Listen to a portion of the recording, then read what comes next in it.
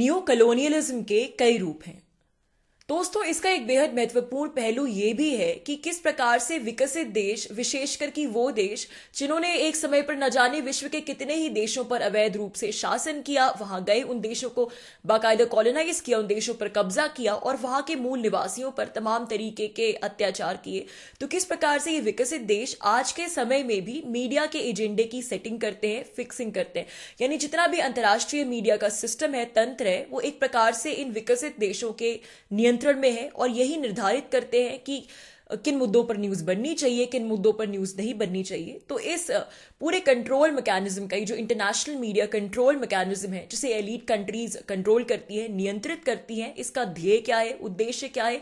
उद्देश्य यही है दोस्तों कि जो वाकई में संवेदनशील मुद्दे हैं, जो इस प्रकार के मुद्दे हैं जो कि इनके खुद के कॉलोनियल पास्ट से, इनके खुद के क्रूरतापूर्ण इतिहास से जुड़े हैं, उन मुद्दों को कभी भी बाहर ना आने दिया जाए, उन मुद्दों के बारे में पब्लिक कोई बातचीत ना करे, बल्कि इसके अलग भारत जैसे विकासशील देशों के आंतरिक मामलों में दखलंदाजी देके यहाँ जो भी छोटे मोटे मुद्दे हैं उनको बेवजह बढ़ा चढ़ाकर उनसे इस प्रकार के आर्टिफिशियल न्यूज के मुद्दे क्रिएट किए जाएं, जो कि हम देखते हैं जैसा कि पूरा वोक मीडिया और लेफ्ट लिबरल प्रोपोगेंडा मशीनरी जो है उसका काम ही यही है कि नॉन इशू से इश्यूज क्रिएट करना, ताकि पब्लिक का ध्यान जो है वो इस तरफ भटक जाए और जो वाकई में संवेदनशील मुद्दे हैं जो कि इन विकसित देशों से जुड़े हैं उनको कोई भी तवज्जो ना दे। नमस्कार दोस्तों, इंडिया स्पीक्स डेली के आज के कार्यक्रम में आपका बहुत बहुत स्वागत है। मैं हूं आपके साथ रति अग्निहोत्री और आज के एपिसोड में हम एक ऐसे ही मुद्दे पर बातचीत करना चाहेंगे।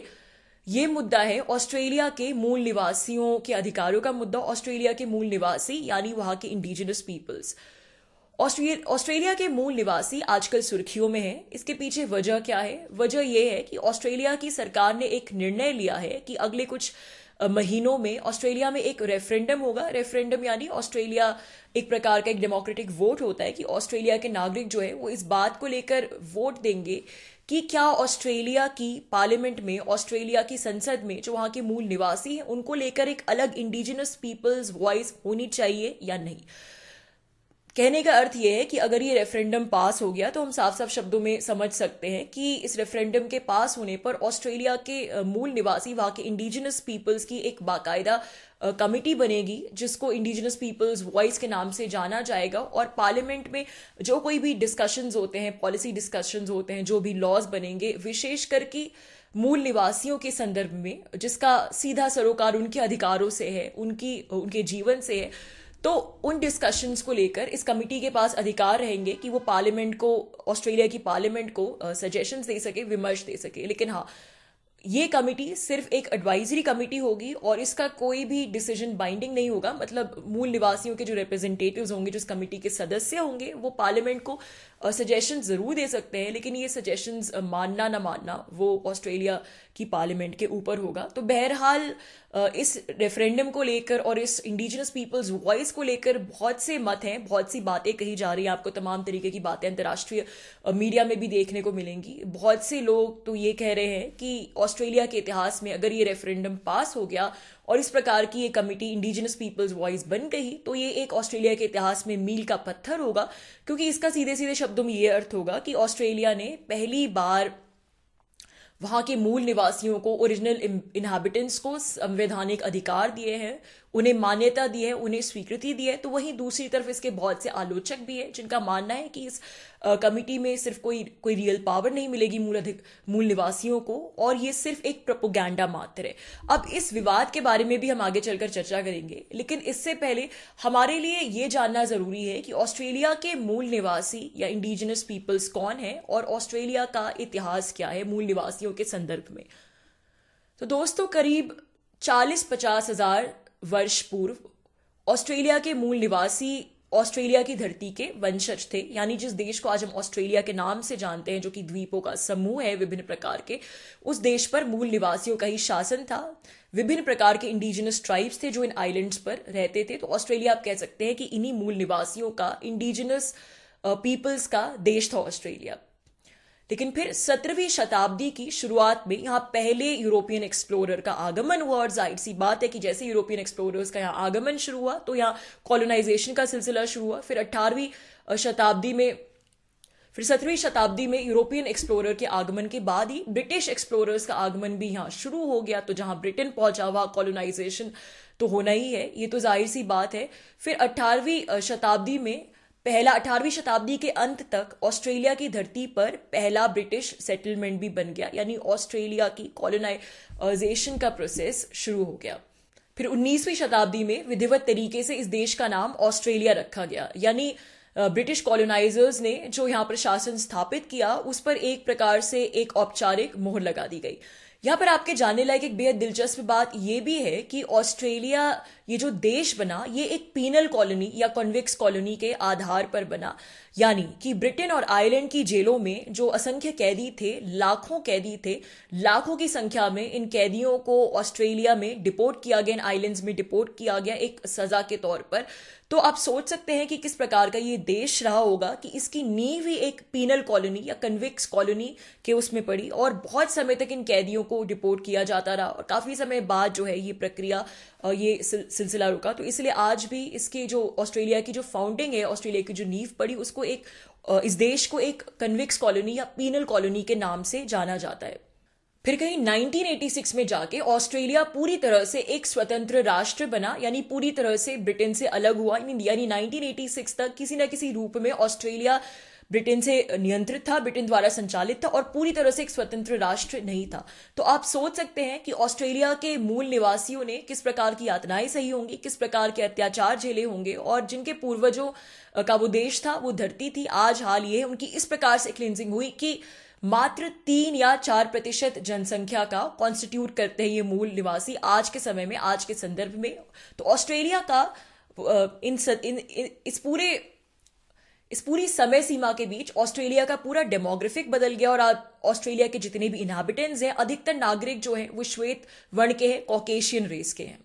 तो आज के समय में जो 3 या 4% मूल नागरिक रह गए ऑस्ट्रेलिया की धरती पर, आप इनकी मनस्थिति की कल्पना भी नहीं कर सकते। आप खुद ही सोच के देखिए कि आपका अपना देश है, आपकी अपनी धरती है, जो कि आपके पूर्वजों का देश था और आपके पूर्वजों का जहां शासन था, और उस देश में कॉलोनाइजर्स आए, अंग्रेजों ने अवैध तरीके से उस देश पर कब्जा कर लिया और आज शताब्दियों बाद जो आपकी जनरेशन है, आपका अपने देश पर बिल्कुल भी हक नहीं है, बिल्कुल भी अधिकार नहीं है, बल्कि अपने खुद के ही देश में आपको तमाम तरीके की डिस्क्रिमिनेशन का सामना करना पड़ता है और एक थर्ड क्लास सिटीजन्स बन के रह गए हैं। और आपका जो धर्म है, आपकी संस्कृति, आपका सारा अस्तित्व ही मिटा दिया गया है। और धर्म और संस्कृति की बात तो छोड़िए, वो तो बाद में आता है, लेकिन आप खुद का जीवन यापन करने के लिए 2 जून की रोटी के लिए आप तरस रहे हैं, इस तरीके की आपकी स्थिति हो गई है अपने खुद की देश में, अपनी खुद की धरती में।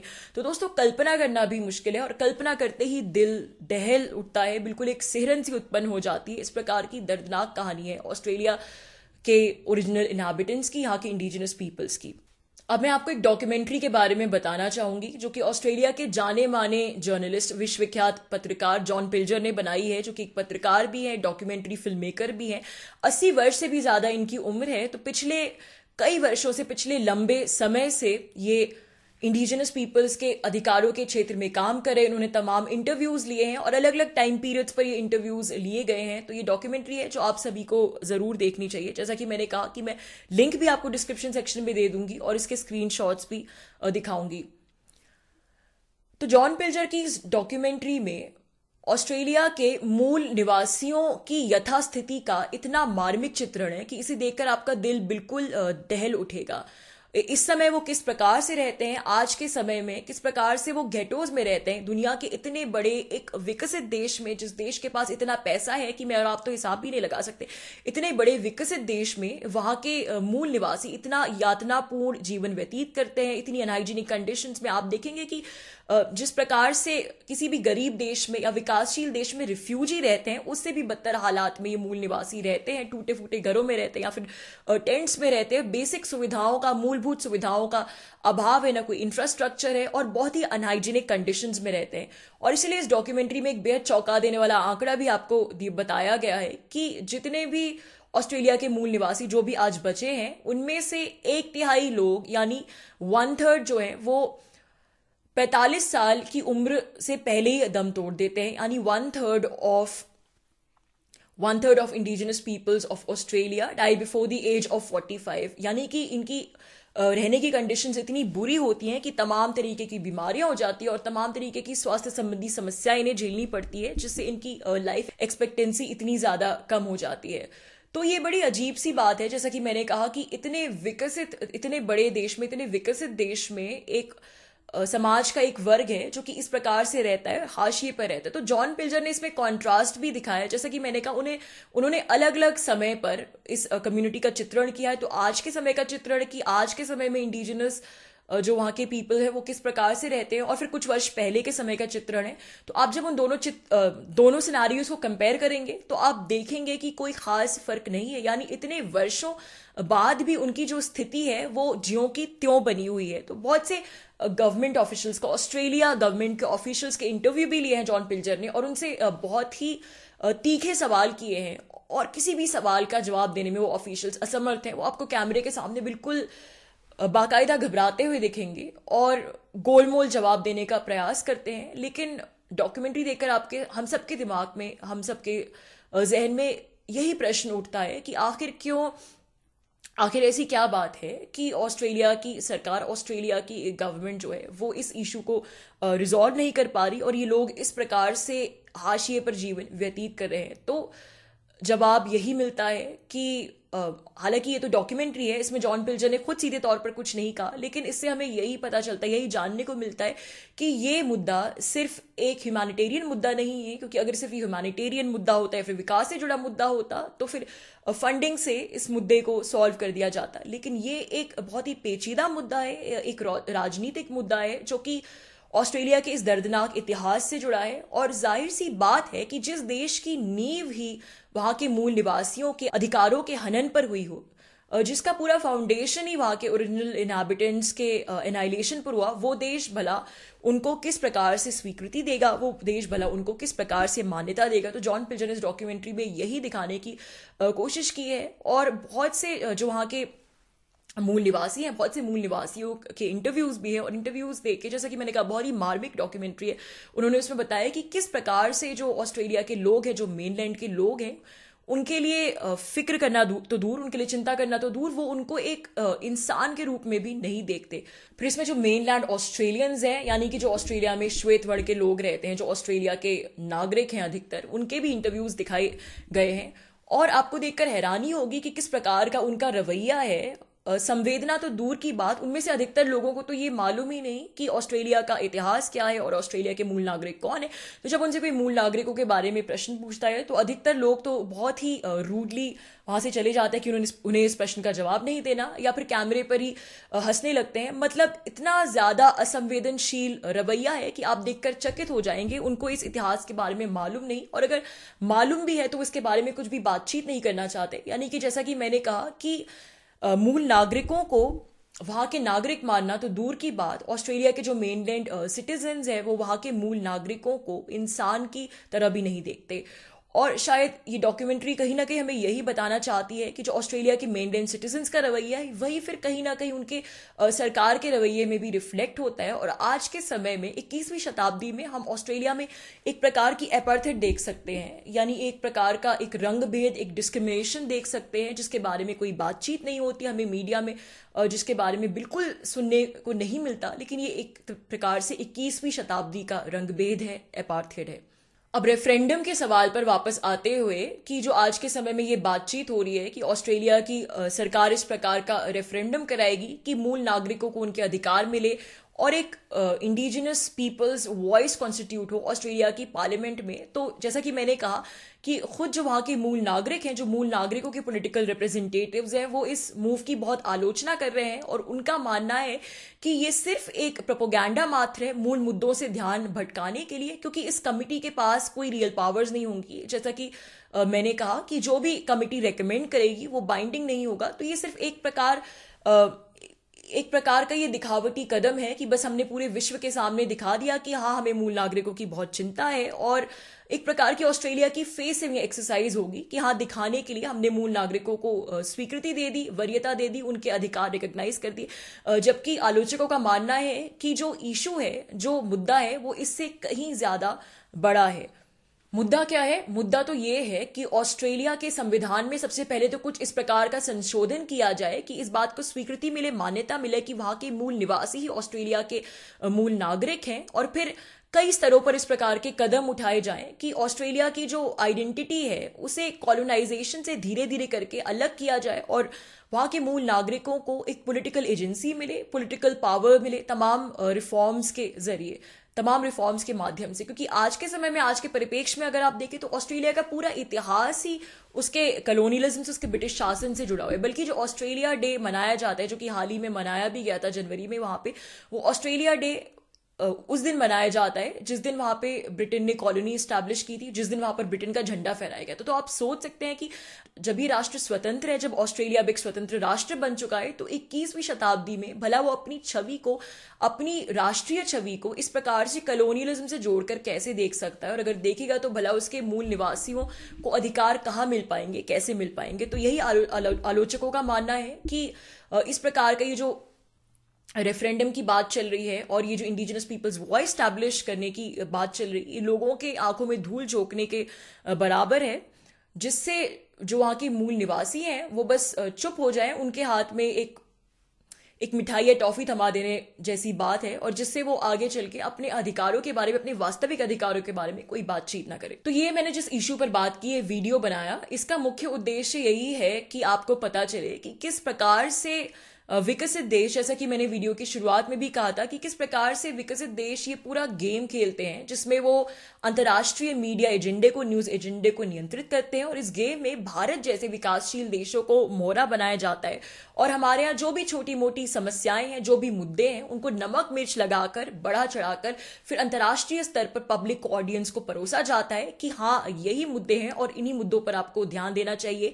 यही मुद्दे ध्यान देने योग्य हैं, जिससे उनके खुद के संवेदनशील मुद्दे, उन पर कोई बातचीत नहीं होती, वो मुद्दे कभी भी आपको मीडिया में दिखाई नहीं देते। तो तमाम तरीके की रिपोर्ट्स आती हैं कि भारत में भुखमरी बढ़ गई, भारत में गरीबी बढ़ गई, भारत इस इंडेक्स में नीचे चला गया, भारत में इनइक्वालिटी है, भारत में कास्ट सिस्टम की प्रॉब्लम है। तमाम तरीके की जो अलाना फलाना रिपोर्ट्स भारत को लेकर, विकासशील देशों को लेकर तमाम तरीके की फाइंडिंग्स निकालती हैं। इन रिपोर्ट्स को जो थिंक टैंक्स बनाते हैं, जो ऑर्गेनाइजेशन, जो तथाकथित रिसर्च ऑर्गेनाइजेशन इन रिपोर्ट्स को बनाते हैं, वो कहाँ बेस्ड है? इन सबके हेडक्वार्टर्स आपको या तो न्यूयॉर्क में या लंदन में या तमाम ऐसे बड़े बड़े शहरों में, विकसित देशों में ही मिलेंगे। तो इस एजेंडे को अगर आप थोड़ा दिमाग लगाएं तो फिर इस एजेंडे को अनरावल करना इतना मुश्किल नहीं है। जैसा कि मैंने कहा कि इस एजेंडे का उद्देश्य यही है कि जनता का ध्यान भटकाया जाए, ताकि जो इन डेवलप्ड कंट्रीज का कॉलोनियल पास्ट है उसके बारे में कोई भी प्रश्न खड़े ना करे, कोई भी सवाल खड़े ना करे। अब जैसे मैंने ये जिस मुद्दे के बारे में आपसे आज बातचीत की, ऑस्ट्रेलिया के लोगों के मूल अधिकारों का मुद्दा, इस प्रकार के मुद्दों के बारे में आप कितनी न्यूज़ देखते हैं?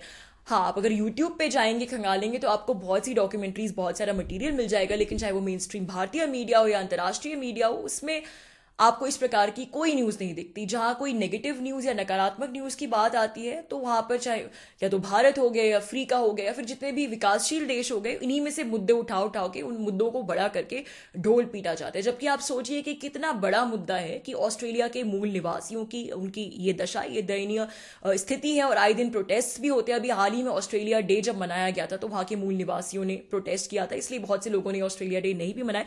लेकिन क्या आपको भारतीय मीडिया में, अंतर्राष्ट्रीय मीडिया में कहीं भी न्यूज़ सुर्खियों में दिखी? जबकि ये इतना बड़ा मुद्दा है। लेकिन अगर भारत में छोटा सा भी प्रोटेस्ट होता है तो अंतर्राष्ट्रीय मीडिया उसको ढोल पीट के दिखाता है।